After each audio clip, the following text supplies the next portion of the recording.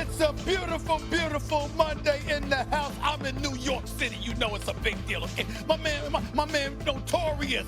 Damian Woody is in the house. Molly is right next to me. Cam.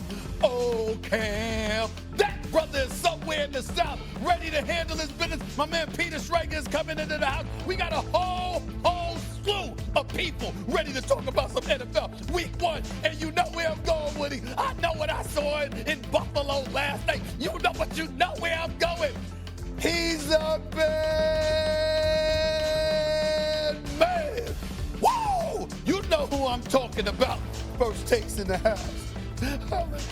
No one on the sideline blinked. Down 15 points with 5-6 minutes left. We stuck in there, and I'm just proud of our guys.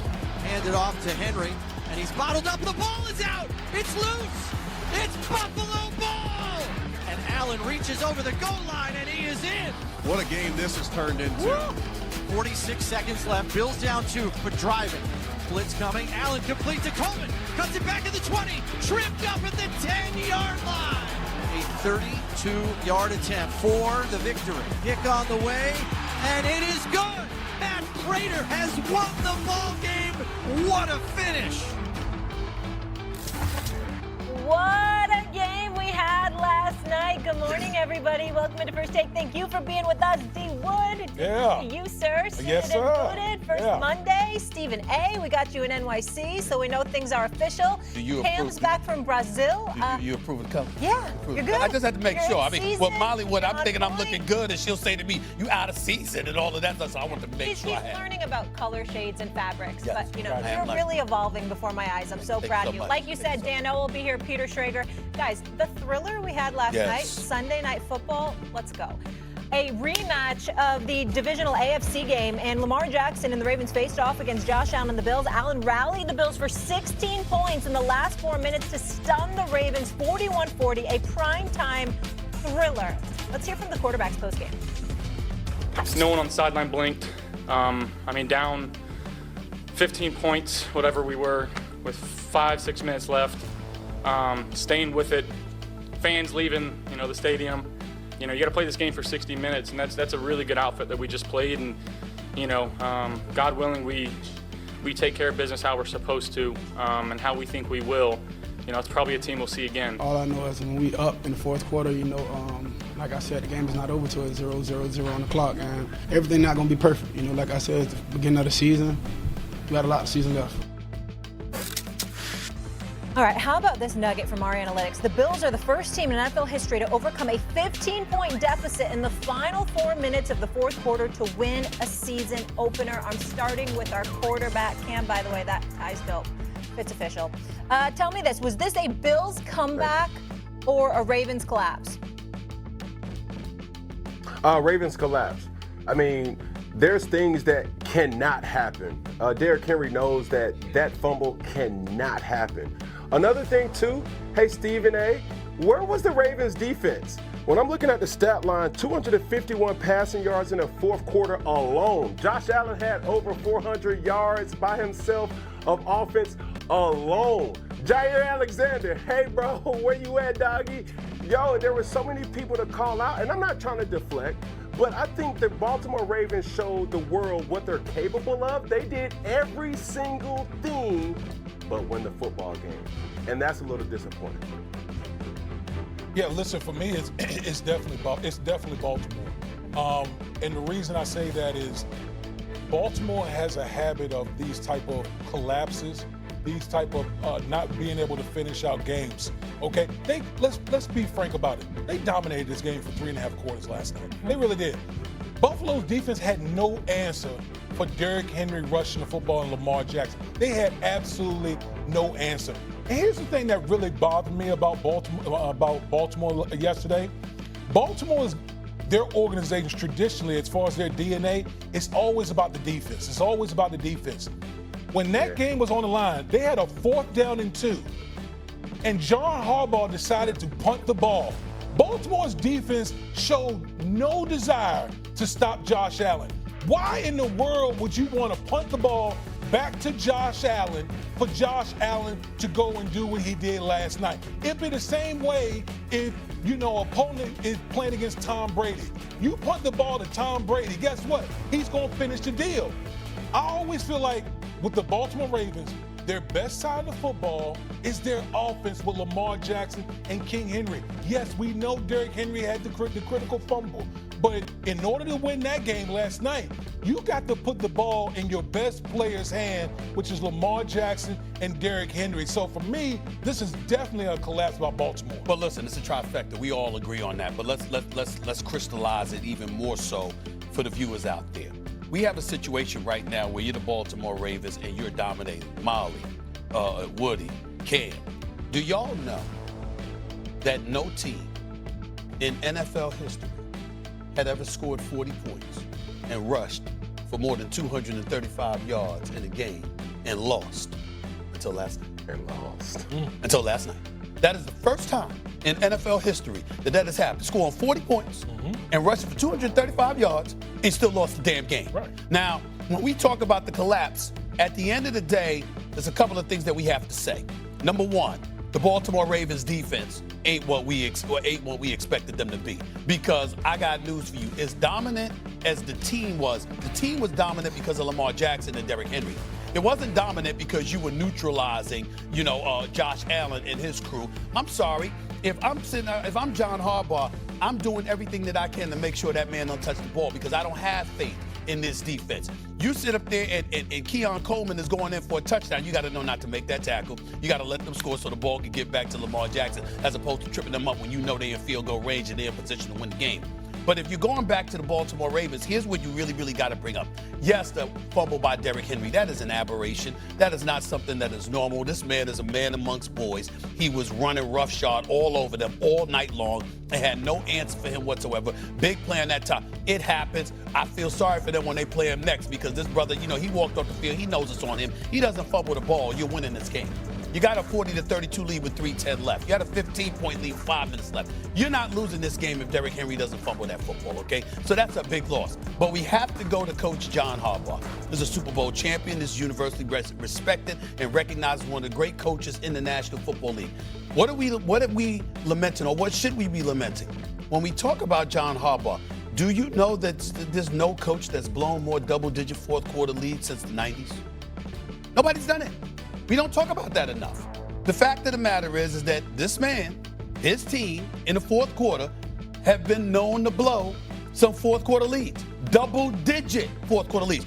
Who would have thought we'd ever be able to point that out about John Harbaugh? But that is something that we have to talk about moving forward. I'm sorry. I'm just looking at it from that. No, you're right, because they're not finishing games. They're not finishing. And who do we put that on? Is it coaching? Is it the psyche of the team? Because the team also, I think, to your earlier point, has to be deflated because this continuously keeps happening.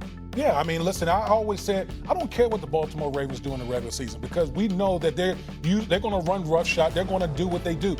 It's all about the postseason. When you're not able to finish games, when you have critical mistakes during the game, that's really been the mantra of the Baltimore Ravens. It's the mistakes at critical times. And for an organization that's coached by John Harbaugh, who's one of the best coaches that we have in our game, to continually see this every time, especially in big games involving some of the elite teams in the conference or even out of the conference, it just makes you think like, okay, when is this team going to finally get over the hump? Because you're not going to have a better team than what the Baltimore Ravens have right now. And Cam, here's the deal. There's certain cats that Henry fumble or the Ravens not going for it in fourth and down their own territory and punting the ball back to Josh. I think the biggest mistake, obviously, is the Derrick Henry fumble. I think in that type of situation, yes, the Baltimore Ravens, went into very conservative mode where, Damian, where a team goes to super aggressive to, we're trying to hold on to win the football game. When you're playing not to lose, you typically lose, right? Well, in that situation, Coach John Harbaugh has to punt the football because now if you do not get it, or if you do not convert, then it's a first down. If not even a first down, you're already in field goal range, right? Now, I get it. I understand that there's so many what ifs. There's so many different possibilities. Put the ball in Lamar Jackson's hands. Put the ball in, King.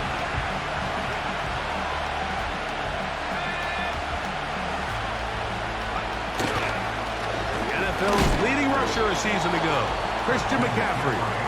He'll move it ahead for about 3 yards. Nick Bolton, the linebacker, there for the stop.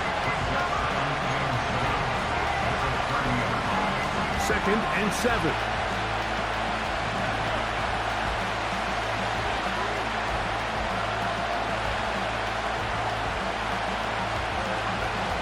From the shotgun, it's Purdy.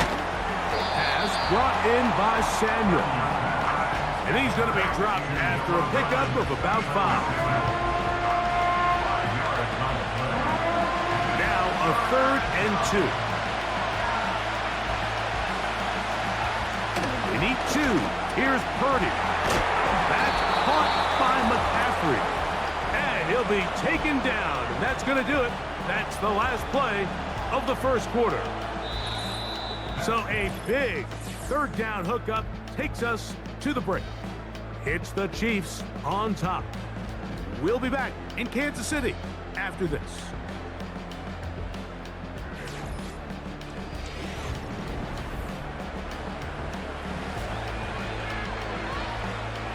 Now a 1st and 10 from the 38-yard line. So Kittle comes in motion.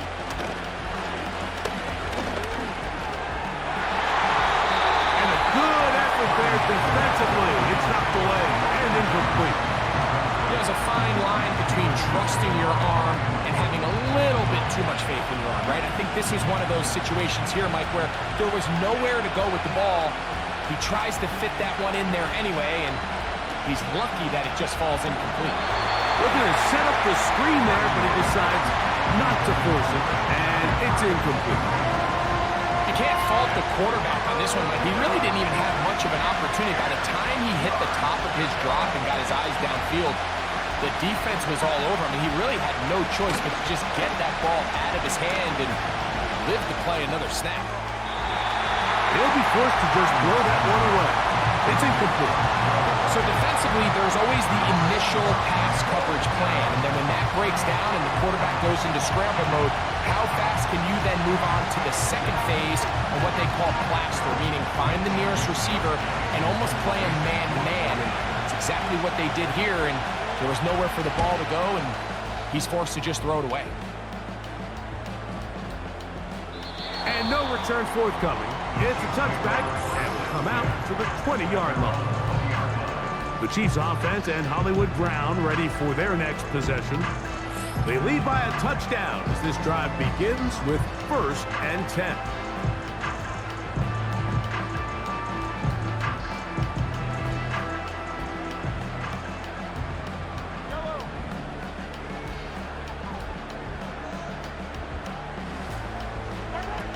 From the shotgun, it's Mahomes. Now a deep ball looking for Brown. I'll tell you what, Mike, considering how this offense has played the first couple possessions, I'm surprised that one wasn't completed. It seems like that's the first miss of the game. Continue to push the ball downfield. Continue to build on this momentum because so far they've come out hot in this one. Up in the middle, and he's got Brown. And he'll be taken down all the way up past the 45. You can see this connection is just starting really to pick up. They're seeing the game through the same set of eyes, and that is the job of the receiver. What is my quarterback expecting from me? Where does he want me? Be there on time, and it leads to big gains like this.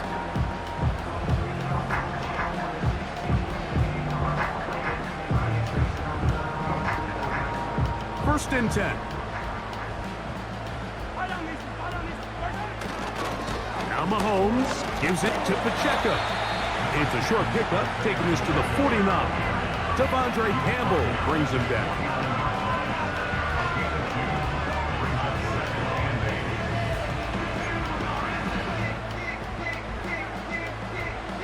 Look him up on a 2nd down and 8. A run with Edwards-Helaire. And this is going to make the play caller happy. Good run. 8 yards. Much more manageable third down coming up. This just shows why you can't count on just one guy to take him down. He's a powerful enough runner. You gotta have guys coming in support when that first hit is made. It takes a team effort to stop him, especially once he gets going. He'll try and run it here with Pacheco. And he didn't need much. I don't think he got there. It's going to depend on the spot. Looks like he is short on that one. And what a play by the interior of this defensive line. There was nowhere to run. He's able to get in the backfield for a big stop, and it sets up 4th down.